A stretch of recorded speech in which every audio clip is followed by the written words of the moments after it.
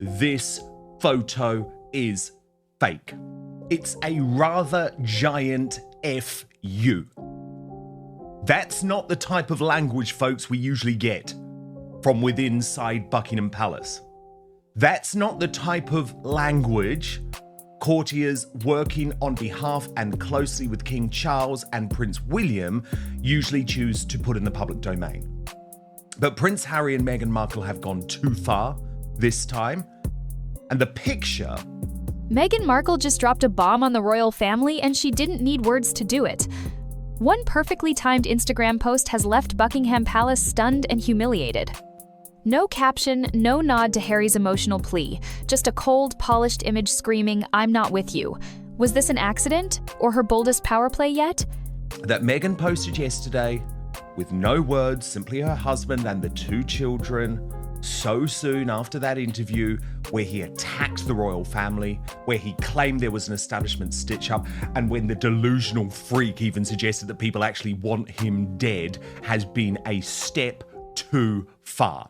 So we're going to get analysis from the Royal News Network and its editor Brittany in just one moment. But first, let me take you through this Daily Mail article by its royal editor Rebecca English, which notes the royal insider's furious reaction to Meghan's Instagram salvo. Just hours after Meghan's latest post dropped, one royal insider, Rebecca English, reports lost no time in letting their feelings be known. Well, that's a rather giant FU, isn't it? They remarked to me, she reported. Featuring an idyllic image of Prince Harry walking through the gardens of their Montecito home, daughter Lilibet on his shoulders and son Archie's hand in his, its timing was far from accidental. That's the one thing the Duchess of Sussex does not have in common with the royal family, knowing the power of a well-timed image. Amid what it tells us in the continuing shockwaves of Harry's media tsunami on Friday is clear. Sod the lot of you, he doesn't need the UK anyway. And Brittany posted on this, Meghan Markle can't even muster up a comment for her beleaguered husband. She must be furious about his legal bills and disastrous interview. Newsflash to the cosplay royals, no matter how cute your kids are, no one wants to pay for your security. You're on your own.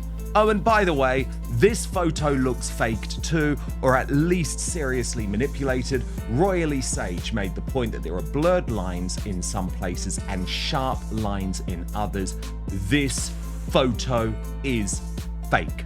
Harry bears his soul on television, talking about his father's health and family riffs a rare, vulnerable moment. Hours later, Meghan fires back with a solo glam photo. No family, no support. Just her, filtered to perfection, radiating defiance. Palace insiders called it a slap in the face and embarrassingly self-centered. And let's be honest, Meghan knows timing is everything. Did she post this to overshadow Harry's moment? Or to send a message to the royals that she's done playing nice? Astonishing 30-minute chat to the BBC from California, where he is now based, came without any warning to Buckingham Palace or the King, who has been having cancer treatment for over a year. The outburst came hours after Court of Appeal judges ruled out Harry's bid for taxpayer-funded armed protection that he lost when he quit royal duties in 2020. He told the BBC that verdict was a good old-fashioned establishment stitch-up and blamed the royal household for influencing the decision to reduce his security. Moments before the broadcast, sources close to the King had told the son of Charles's frustration that Harry's supporters suggested his father doesn't care about Harry's family. Insiders had also suggested a possible way forward between the pair depended on Harry's reaction to the court loss. Minutes later, they got their answer as Harry again raged against the state, the royal household, his father, brother William, and stepmother Camilla. Speaking before Harry's TV meltdown, the source told The Sun, "The King is at heart a loving and generous man. That love has been sorely tested by this case and so many other issues over recent times, but there is now a chance for his son to move forwards rather than dwell on past grievances. From his father's perspective, the door has been shut by necessity while this painful issue played out through the proper judicial channels, but it has not been locked forever, nor the key thrown away." So Brittany, that's where Buckingham Palace stood before the interview. Then Harry goes on the British Bashing Corporation. Very interesting. He chose the BBC given their previous interview with Princess Diana. Martin Bashir, William's furious with the corporation as a result. He went on the BBC, Brittany, and says this. There have been so many disagreements, differences between me and some of my family. This current situation that has been ongoing for 5 years with regard to human life and safety is the sticking point. It is the only thing that's left. Of course, some members of my family will never forgive me for writing a book. Of course, they will never forgive me for lots of things. But, you know, there is. I would love reconciliation with my family. There's no point in continuing to fight anymore. As I said, life is precious. I don't know how much longer my father has. He won't speak to me because of this security stuff. But it would be nice to reconcile. But Brittany, there was a chance of reconciliation, and that interview threw it all away. It definitely did, because what Harry did, of course, is go on and on and on about how this is basically all his father's fault and in part the government's fault, when Charles really doesn't have any control over this. Ravik is the one who determines who gets security and who doesn't. And Harry seems to think that just because he's a prince, he's automatically entitled to full-time security protection whenever he wants, in any country he wants. But that's not the case. There's a lot of royals out there with titles who don't get this level of security, and this was always going to happen to him. And so in reality, this whole thing is just a giant temper tantrum because he's sort of getting hit with reality, which was that this was always going to happen. Harry and Meghan were always going to get their security stripped down at some point. And he just seems to cruelly, I think, blame his father as if his father doesn't love him, want to protect him, and those sorts of things, when this is an issue of state. Taxpayer dollars are expended to help protect the royals. And the government is responsible to those taxpayers to justify who they're giving this security to. And it just can't be Harry and Meghan. They're not important enough to the system anymore. This wasn't just a pretty picture, it was a statement. Meghan's post clashed directly with Harry's narrative of unity and reconciliation. Instead of supporting her husband's emotional reveal, she doubled down on her brand. Unbothered, untouchable, unapologetic. Royal aides are fuming, calling the post deliberate and disrespectful. But here's the real question, is Meghan carving out her own path, or is she quietly tearing Harry's apart? Very interesting to me, and I watch coverage of the royal family as much as I watch the royal family itself, is that the language is changing, Brittany. There is a real turn from within the palace. It's almost like, okay, Harry, you're going to play dirty, we can play dirty too. Because it's not just the FU briefing to the Mail. They're also using this word, which I like a lot, especially in these circumstances, gaslighting. And they say here that it's the withering verdict on Harry's truce-ending broadside as they tell Rebecca English of King's Pain and that the royals will now never forgive him. Now, let me just remind everyone, the way the Daily Mail works, I worked there, of course, for a good couple of years before launching Outspoken. The Mail will only take official briefing from via the palace. That is how it works. The head of King Charles's media operation, Tobin Andre, was previously deputy editor, a very senior executive at the Daily Mail. You know, I like just being honest with people, Brittany, about how it all works. I believe the media don't like to report on all of those links, but I think it's important that I tell people the truth about how these situations work. So trust me, this is coming directly from the royal family. And this is how the article reads. At the end of the day, it's his truth. And when it comes to recalling his childhood as he sees it, he has every right to say what he experienced, they said. I still maintain, for the sake of the family, his family, he should never have written that bloody book. But I also can't entirely disagree with his decision to do so. But even those more sympathetic to his cause believe his latest legal battle, and in particular last night's extraordinary BBC meltdown, has crossed a line. Harry's decision to fight his father's government in the very courts that dispense justice in the monarch's name has been more than a financial and PR disaster for the prince. It has proved to be a personal catastrophe that has driven more of a wedge between himself and Charles than any backstabbing memoir or tell-all television series. The monarch, I am told, has effectively been too fearful of speaking to his son for the past 3 years in case anything he said was used as part of Harry's case, thereby sparking a constitutional crisis. Charles has also found it particularly hurtful that sources close to the prince have gone so far as to suggest he could get to see his grandchildren again if only he were to step in and reinstate the family's security detail full-time in the UK. And of course, Brittany, it was a bribe. It was an absolute bribe. And I will back up that reporting, and regular viewers of Outspoken will know I have reported quite literally for years that the reason why Charles and William initially cut contact was because they were so terrified of their comments either being used in court or being used in the media, being leaked to people. Remember at the time, Brittany, it was like Gayle King and Oprah Winfrey. There was like a direct line to those two and Prince Harry, or more likely Meghan. And even after Prince Philip and the Queen's funeral, Charles and William, and how shocking is this, Brittany, they would not be on their own with Harry. He wanted to meet one-on-one.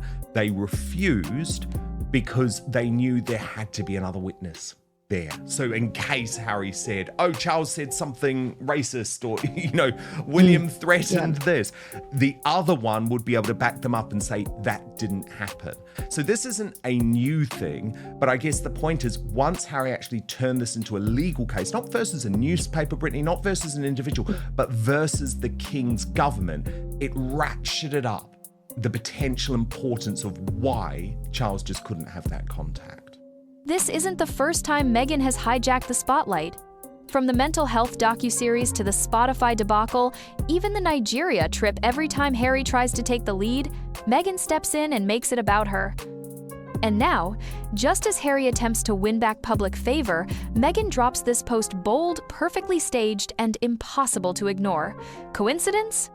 Or a reminder that in the Meghan-Harry duo, she's always the main character? There's actually a point in the interview, let's take a look at it actually, where the BBC interviewer, who I have to say I thought did a really terrible job, she was so sympathetic to Harry, there was no difficult follow-up.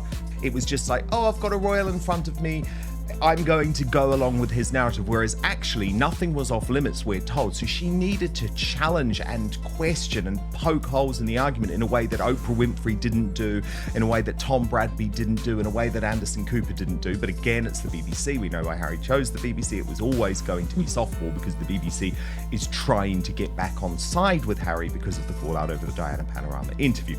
Anyway, have a look at what happened when she asked very specifically in regards to... Father is ill with cancer. Will you continue to visit him alone without the family? Where does this leave things moving forward, the ability of your children to see their grandfather?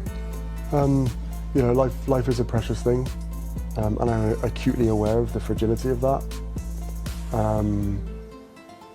I can only come to the UK safely if I'm invited. There is a lot of control and ability in my father's hands. Ultimately, this whole thing could be resolved through him, not necessarily by intervening, but by stepping aside, allowing the experts to do what is necessary and to carry out an RMB. I mean, Brittany, the guy's totally delusional. Delusional because he can use whatever word games he thinks is really clever, and trust me, there's nothing clever about Prince Harry, but it would be exactly the same thing. It would still be Charles interfering in a process that a monarch is not expected to interfere of, thus creating a constitutional crisis. It was always untenable. There was another part of the interview, Brittany, where Harry said, well, I was told by everyone that I was going to win. I'm so shocked. And it's like, that shows you you're surrounded by nutters and yes men who are using you and making money off you because you've got rid of everyone who in the past would have told you the truth. Exactly. I mean, you even think of his security situation. It's like, if you inflame his paranoia, I mean, he'll pay you forever. And I'm not saying that's what they're actually doing, but Harry is just, I think, so unaware of that sort of reality. And then he claims to say, well, you know, I value life, or we all value life, or whatever, but he just seems to not value his actual biological family's lives and their interaction with his children. He just seems to want to keep them away. And he's completely a hypocrite because he says, well, I can't come to the UK and get security unless I'm invited. Well, they've been invited plenty of time to things and they don't go. So that's another, you could say, lie there, because he could have taken his kids to the coronation. They would have been protected under the apparatus of the broader security effort for the coronation and could have been able to attend, maybe like view things from Buckingham Palace and those sorts of things. But no. He had to fly home immediately to go and see his family. So again, I think he's completely lying there. It's complete BS. And Harry is just being, I think, very cruel to his father in so many ways here. Of course he is. And Brittany, such an important day, not just for the United Kingdom, but for the Commonwealth and actually the whole Western world. The UK has come to a standstill on this bank holiday for VE Day. And just look at this incredible picture, which is currently splashing on the Daily Mail. A salute to heroes. King, Queen, William and Kate watch red arrows fly past from Buckingham Palace balcony with George, Charlotte and Louis as millions across Britain honor wartime heroes on VE Day. Now, Brittany, we know that Harry would be absolutely desperate to be there. Meghan's silence speaks louder than words. No joint post, no subtle nod to Harry's heartfelt interview, just a solo act that screams independence. Is this the beginning of Meghan's rebrand, one that doesn't include Harry at all? Or was this her way of signaling to the palace, I'm not part of your story anymore? The timing feels less like a mistake and more like a calculated strike. But of course, he's not. And he's not because, as you say, he's trying to prove a point. It's not actually about security. He could have come to something like this. Okay, he wouldn't have been on the balcony, Brittany, but he still could have played a role. And maybe if he had maintained good relationships with the family, they would have thrown him a bone and given him some sort of formal role on the day. But he didn't. And I think when you look at these gorgeous pictures, especially of William, Catherine, and the family today, he's not really a big loss, is he? He's not. And I think actually that is what's really bothering him in many ways, is that it's becoming so abundantly clear that although he's left and there is a little bit, I think, of a vacuum of another younger royal couple or royal representing the UK, however, the future is secure. George is just a little more than 6 years away from being an adult. And so everybody is going to move on to the Wales' kids, especially as they get older into teenagers. There will be so many crushes on George and everything from young girls. And so this is a family that has moved on and is not desperately clinging to Harry. And I think Harry really thought that if he left, that they would just be clamoring to get him back. And they're not. They've completely moved on. They're showing a very united front, and the royal family is solid.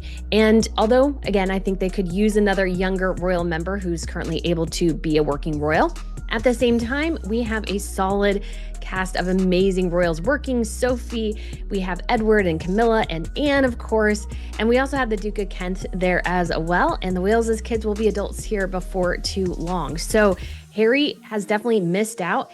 And the royal family, at this point, I mean, I'm sure in a personal capacity, they miss him, but they have well and truly moved on when it comes to the future of the monarchy. Brittany, let's have a look at some of the best moments today, because actually before they ended up on the balcony, there was a different role for the royals, and it created some really lovely moments like this. A huge number of events reflecting back on the important 80th anniversary of VE Day. We're just seeing some pictures of the King here, and also the Prince of Wales, and also the surprise guests that we hadn't expected. So alongside the Prince and Princess of Wales, we also saw Prince George, Princess Charlotte, and Prince Louis. Of course, for William and Kate, it is always very important weighing up what events the children should be seen at. I think today, for them and for the family as a whole, it was integral that they were there. So in a way, making that point that they continue to want to reinforce is that the next generation really needs to hear for themselves from those veterans who were there 80 years ago, who witnessed the celebrations, but also witnessed the sacrifice of the Second World War. And yet it really was the royal family gathered together. We had the King, the Queen, the Prince and Princess of Wales, their children. We also had the Duke and Duchess of Edinburgh, Princess Anne and her husband, and the Duke of Kent, all there. And I think what was especially touching, and we spoke about this, was they were interspersed with the veterans, the most important people here on this day. And we can see there the King. Because it probably will be the last day, sadly, the last one of these major VE days where we have the incredible veterans there. Then the pomp and ceremony with the balcony moment, Brittany. This is when they emerged.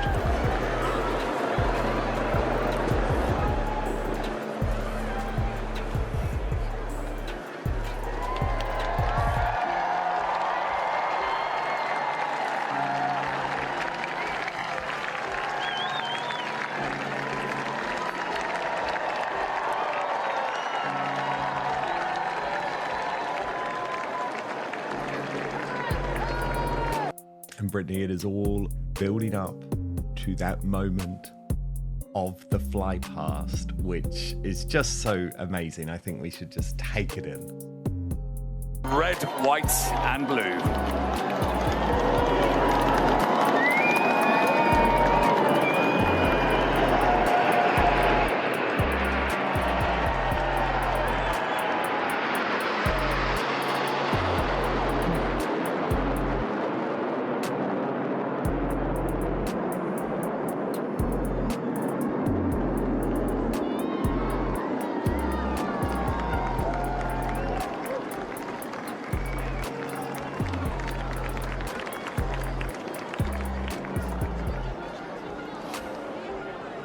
And the smoke hanging over London there as the King and Queen have taken that great salute from the Royal Air Force of yesteryear, the Lancaster and those aircraft, which have continued to say, we salute what was given to us in 1945, the immense privilege of peace, as the national anthem is played at Buckingham Palace.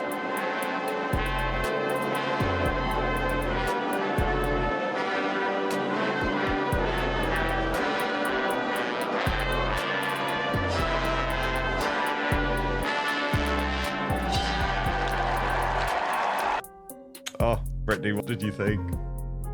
It always gives you chills every single time. I've been in that crowd twice for the coronation and the Jubilee back in 2022. And it is just so amazing to be there. So amazing to see all of them on the balcony. I mean, I still miss a larger balcony, but I think the royal family is strong. They're showing a united front. It was so great to see them interacting, especially with the veterans. Catherine seemed to have a wonderful conversation to the gentleman seated next to her. And so Charles also had a wonderful conversation with the woman seated next to him. And so it seemed like there was just a lot of love going around there in that particular instance, and a lot of appreciation for those who gave their lives to service and those who were impacted by serving during the Second World War.